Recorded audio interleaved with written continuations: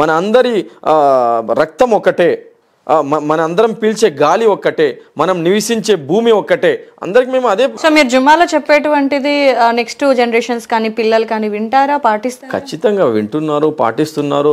మేము దానిపైన ప్రాక్టికల్గా అమలు కూడా చేస్తున్నాము. ఇప్పుడు కరోనా వచ్చినప్పటి నుంచి కరోనాలో ఎంతోమంది అంత్యక్రియలు మేము చేశాము. సమాజానికి కూడా మేము అదే మెసేజ్ ఇచ్చాము. అరే ఏ కులానికి ఏ మతానికి సంబంధించిన వ్యక్తి అయినా వాళ్ళకి హెల్ప్ చేయాలా, మంచిగా ఉండాలని నా చేతులతో అలాగే మా టీం చేతులతో ఎంతోమంది నాన్ ముస్లిమ్స్ హిందూ సోదరుల అంత్యక్రియలు ఈ చేతులతో మేము చేసామండి. ఎంతోమందికి రక్తదానం చేశాము, ప్లాస్మా డొనేషన్ చేశాము. మీరు పేపర్ కట్స్ చూడవచ్చు, యూట్యూబ్లో చూడవచ్చు. మన సంస్థ తరఫు నుండి కొన్ని వేలాది మందికి రక్తదానం చేసి ఉన్నాము. కులం చూడలేదు, మతం చూడలేదు. నైట్ 1 గంట కాల్స్ వస్తాయి.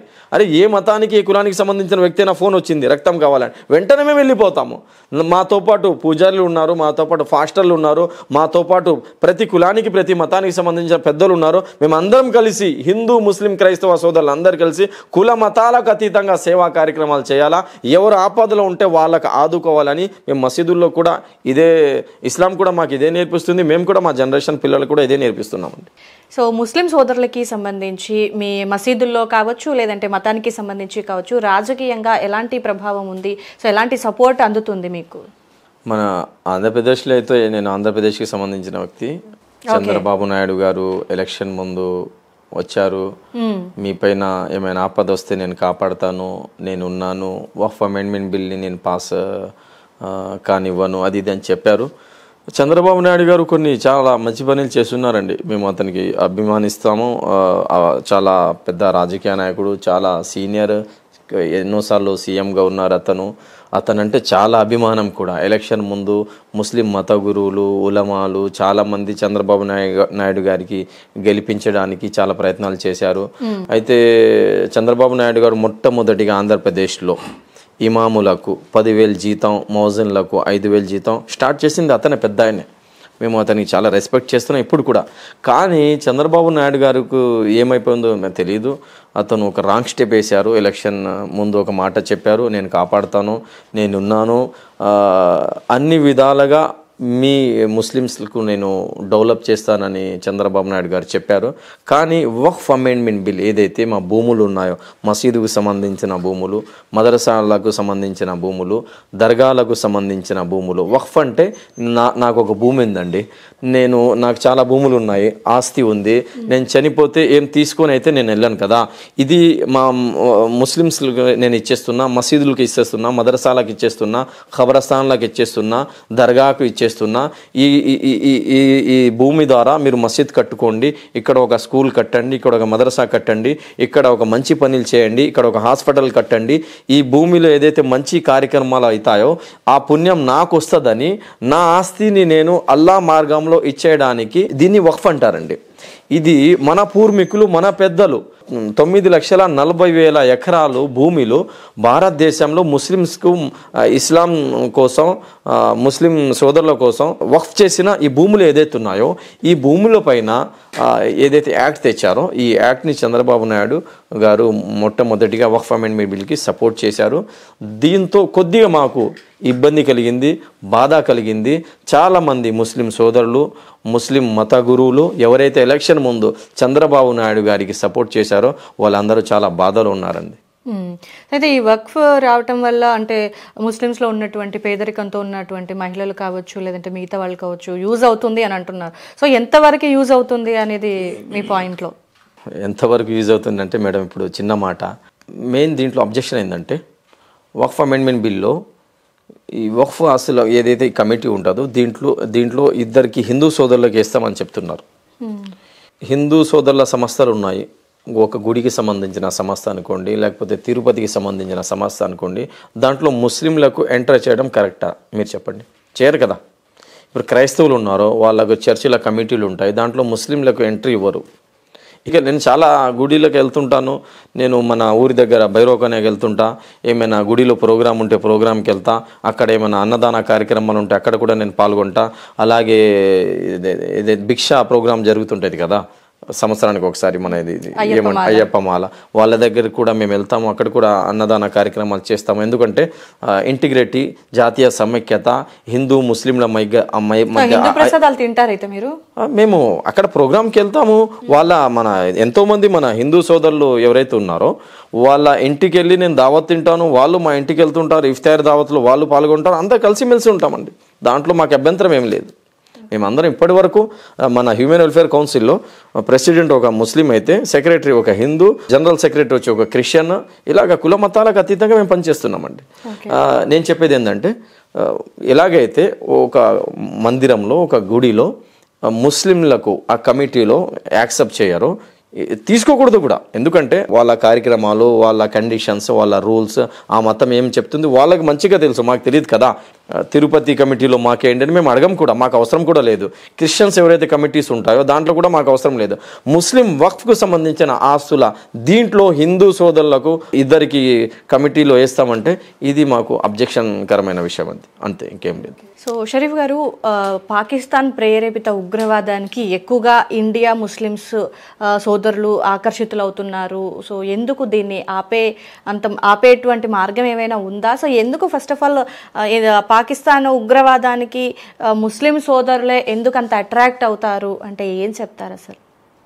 పాకిస్తాన్ ఉగ్రవాద సంస్థలలో భారతదేశానికి సంబంధించిన వ్యక్తి ఎవరైనా, ఒకవేళ అది ఏ కులానికి సంబంధించిన వ్యక్తి అయినా, ముస్లిమ్స్ అయినా, వాడికి అక్కడ పోయే ముందే వాడు గనక కనపడితే వాడికి ముందు ఖతం చేయండి అని మేము చెప్తున్నామండి. ఎందుకంటే భారతదేశ శాంతిని దూరం చేయడం కోసం ఎవరు పోయినా, ఒకవేళ ఇప్పుడు ఇంటెలిజెన్స్ ఉంది, ఎస్బీ ఉంది, వాళ్ళందరూ గమనిస్తున్నారు కదా, ఎవరైనా లింక్స్ ఎవరికైనా ఉంటే పాకిస్తాన్ ఉగ్రవాద సంస్థలతో వాళ్ళందరికీ ఎంక్వైరీ చేసి వాళ్ళందరికీ శిక్ష ఇవ్వాలని మేము కోరుతున్నాము. సో ఎందుకు అంటే దీన్ని ఆపాలి అని అంటే ముస్లిం సోదరులు వెళ్లకుండా పాకిస్తాన్ ఉగ్రవాదానికి ఎవరు వెళ్తున్నారు చూపించండి, మీరు చూపించండి. అంటే ఇప్పుడు ఉన్న చోట ఎవరైనా వాళ్ళు వచ్చి బాంబ్ బ్లాస్ట్ చేసేదాకా ఉగ్రవాదులు ఇక్కడ ఉన్నారు అని మనం ఎవరూ కనిపెట్టలేము. ఎందుకంటే పర్యాటకంగా వందల మంది వస్తూ ఉంటారు, అందులో పర్టికులర్ ఒక పర్సన్ ని మనం జడ్జ్ చేయలేం కదండి. పుల్వామాలో అక్కడ ఎవరు చేశారు? ఇప్పటి వరకు నిరూపించలేకపోయారు. ఇప్పటి వరకు వాళ్ళకి శిక్ష జరగలేదు. అజ్మీర్లో దాడి జరిగింది. అజ్మీర్లో దాడి ఎవరు చేశారు? ముస్లిమ్స్ చేయాల, వేరే మతానికి సంబంధించిన వ్యక్తులు చేశారు. మణిపూర్లో మతం పేరుతో అక్కడ ఎంతమందికి చంపేశారు? ఏ మతానికి సంబంధించిన వ్యక్తులు? అక్కడ గోధురాలో, గుజరాత్లో ఎంతమందికి చంపేశారు? మతం చూసి చంపారు. ఏ కులానికి, ఏ మతానికి సంబంధించిన వ్యక్తులు? అంటే వీటన్నిటి దాడిలో ముస్లిం సోదరులు లేరు అంటారా? లేరండి, ఖచ్చితంగా లేరు, 100% లేరు. గుజరాత్లో గోధురాలో ముస్లిం సమాజానికి, ముస్లిం పిల్లలకు, ముస్లిం అమ్మాయిలకు, కడుపులో బిడ్డలున్న లేడీస్లకు కూడా రోడ్ పైన తీసుకొచ్చి కొట్టేశారు కదండి. మణిపూర్లో ఎంతమందికి చంపేశారు? మణిపూర్లో చంపేసే వాళ్ళు ఎవరు? ముస్లిమ్సా? కాదు కదా. ఉగ్రవాద సంస్థలు చాలా చాలా ఉగ్రవాద సంస్థలు ఉన్నాయి. దాంట్లో ఓన్లీ ముస్లిమ్సే కాదు, చాలా మతానికి సంబంధించిన వ్యక్తులు ఉగ్రవాద సంస్థలు ఉన్నారు. వాళ్ళందరికీ పట్టుకొని శిక్ష ఇవ్వాలని మేము కోరుకుంటున్నాం. Okay, fine.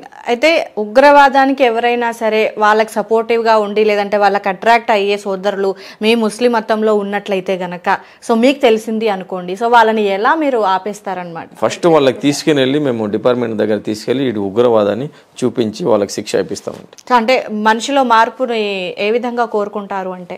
మీరున్నారండి, మీ ఏరియాలో ఎంతమంది ముస్లిమ్స్ ఉన్నారు? మీ ఇంటి దగ్గర చుట్టుపక్కల చాలా మంది ముస్లిమ్స్ ఉన్నారు కదా. ఎవరైనా మిమ్మల్ని ఎప్పుడైనా తిట్టాడా? ఎవరైనా కొట్టాడా? అరే మీరు హిందూ కదా, మీరు బొట్టు పెట్టుకుంటున్నారు, మీరు గుడికి వెళ్తున్నారు, ఎవరైనా ఎప్పుడైనా మీకు ఏమైనా అన్నారా? లేదు కదా. ఏ వ్యక్తి కూడా ఇక్కడ ఏ కులానికి, మతానికి సంబంధించిన వ్యక్తితో లకుం దీనుకు వలియది, నా దీనిపైన నేను నడుస్తాను, నా నమాజ్ నేను చదువుకుంటాను, మీ పూజతో నాకు అభ్యంతరం లేదు. అలాగ భారతదేశానికి సంబంధించిన వ్యక్తులు ఉగ్రవాదం అనేది లేదండి, వేస్ట్ మాటలు. సో మీ ముస్లిమ్స్లో ఎక్కువగా వినిపించేది షరీఫ్ గారు జిహాద్ అనేది అంటూ ఉంటారు కదా. సో జిహాద్ అంటే ఏంటి? ఖురాన్లో అసలు ఏముంది? మహమ్మద్ ప్రవక్త ఏం చెప్పారు? అంటే ఇతర మతస్థులని ద్వేషించమని, లేదంటే ఇతర మతస్థులని చంపమని ఖురాన్లో ఏమైనా ఉందా? ఖురాన్ అలా చెప్తుందంటారా? అసలు చిన్న మాట మేడం, ఇప్పుడు ఇక్కడ బ్రదర్ కూడా హిందూ సమాజానికి సంబంధించిన వ్యక్తి, మీరు కూడా హిందూ, అతను కూడా హిందూ. ఎప్పుడైనా ఏ ముస్లిం అయినా మీకు చంపడానికి వచ్చాడా? మీకు ఇబ్బంది కలిగించాడా? మీ పర్సనల్ జనరల్గా మీ చుట్టుపక్కల ఉండే ముస్లిమ్స్ ఎప్పుడైనా మీతో ఇలాంటి వ్యవహారం చూపించాడా? లేదు కదా. నేనైతే ఫేస్ చేయలేదు కదా. అలాగే ఏ ముస్లిం కూడా జిహాద్ అంటే కత్తి తీసుకొని పొడవడం జిహాద్ కాదండి. జిహాద్ అంటే ప్రవక్త ముహమ్మద్ సల్లల్లాహు అలైహి వసల్లం వారి దగ్గరికి ఒక మనిషి వస్తాడు, అడుగుతాడు, ఓ ముహమ్మద్ ప్రవక్త, జిహాద్ అంటే ఏంటి? నేను జిహాద్ చేయాలనుకుంటున్నా. ప్రవక్త గారు మీ అమ్మా నాన్న ఉన్నారా? ఉన్నారు నా అమ్మా నాన్న.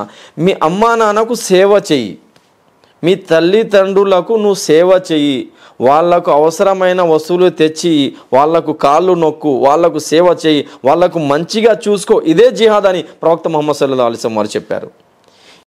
జనరల్గా జిహాద్ అంటే మేము స్పష్టంగా చెప్తున్నా, మీరు కూడా జిహాద్ చేస్తున్నారండి. ఎలాగంటే సమాజానికి చెడు నుంచి మంచి వరకు తీసుకొచ్చే ప్రయత్నం ఎవరైతే చేస్తున్నారో వాళ్ళందరూ జిహాద్ చేస్తున్నారు. చెడు నుంచి మనిషిని కాపాడడం కూడా జిహాదే. ఆదిల్ హుసేన్ షా ఏదైతే కశ్మీర్లో చేశాడో, ఉగ్రవాదులతో పోరాడి అక్కడ ఉండే జనాల్ని, మన భారతదేశ బిడ్డల్ని కాపాడడం కోసం ప్రాణాలు తెగించాడో, దీన్ని జిహాద్ అంటారండి. ఇప్పుడు జిహాద్ అంటే నెగిటివ్గా కాదా? లేదండి, 100%. నేను ఇంకా స్పష్టంగా చెప్తాను వినండి. ఎవరైనా మా ఏరియాలో హిందువులకైనా క్రైస్తవులకైనా సిక్కులకైనా ఏ మతానికి సంబంధించిన వ్యక్తులకైనా ఏ కులానికి